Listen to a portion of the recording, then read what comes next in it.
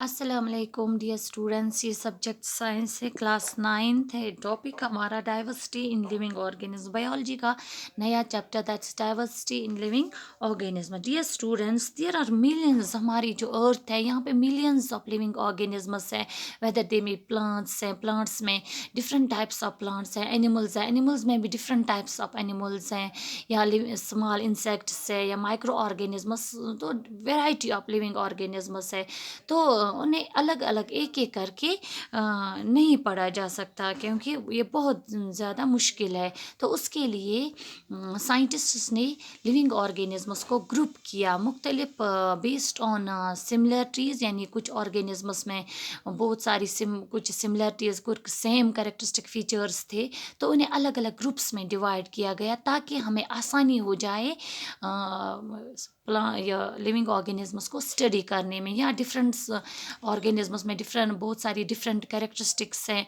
On the base of that उन्हें अलग अलग ग्रुप्स में रखा गया। तो इसके लिए साइंटिस्ट ने ऑर्गेनिजम्स को क्लासिफाई किया। तो क्लासिफिकेशन क्या है? It is the grouping, sorting living organisms based on their similarities and differences in their characteristics. तो क्लासिफिकेशन से हमें बहुत आसानी हुई साइंटिस्ट्स को इनको स्टडी करने में। तो इम्पोर्टेंस क्या है क्लासिफिकेशन की, क्यों क्लासीफाई किया गया लिविंग ऑर्गेनिजम्स को डिफरेंट ग्रुप्स में? तो it makes their study easier. इससे उनकी स्टडी, उनको पढ़ने में, उनको समझने में, उनको उनके डिफरेंट कैरेक्टरिस्टिक फीचर को स्टडी करने में आसानी होगी हुई। अगर कोई किसी ग्रुप में एक ऑर्गेनिज्म की हम कैरेक्टरिस्टिक्स पढ़ें, तो इसका मतलब है हमने सारे ग्रुप के ऑर्गेनिजम्स के कैरेक्टरिस्टिक्स हमें पता चले।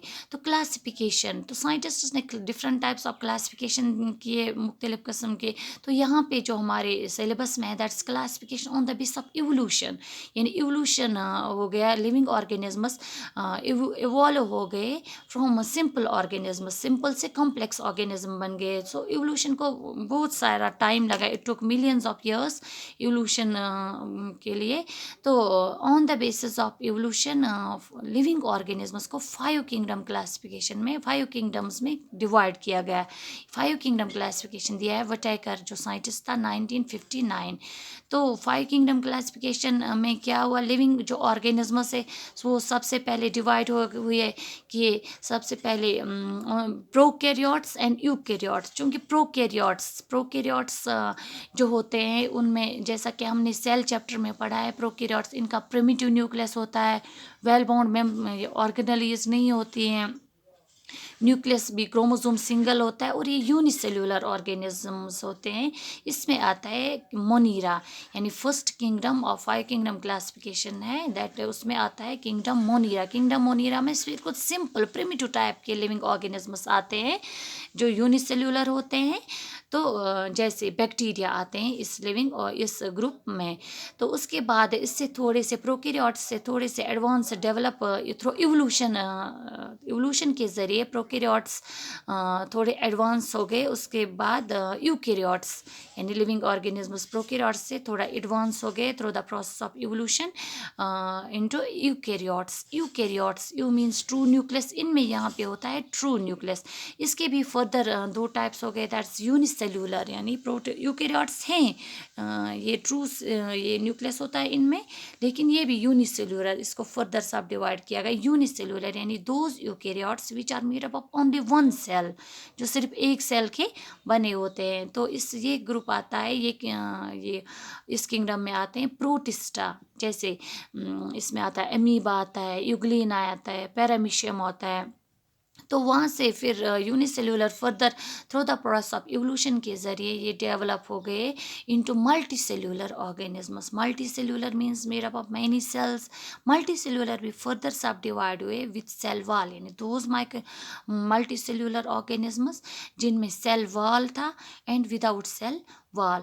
विद सेल वॉल के भी फर्दर उनको भी फर्दर इसमें तकसीम किया गया, that's those do not perform photosynthesis, यानी इनके पास सेल वॉल है, ये यूकेरियोटिक ऑर्गेनिजम्स हैं लेकिन इनके सेल वॉल है, डू नॉट परफॉर्म फोटोसिंथेसिस, कुछ यानी ये फोटो ऑल दो इनके पास सेल वॉल है लेकिन फोटोसिंथेसिस ये नहीं कर सकते, तो इसमें आ गए फंजे।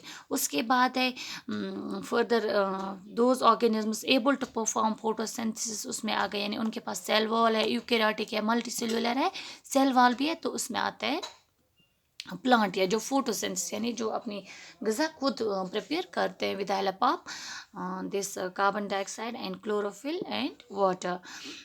तो उसके बाद है मल्टीसेल्युलर की another type that's without cell wall, multicellular with cell wall हो गए इसमें फंजे एंड प्लांटिया।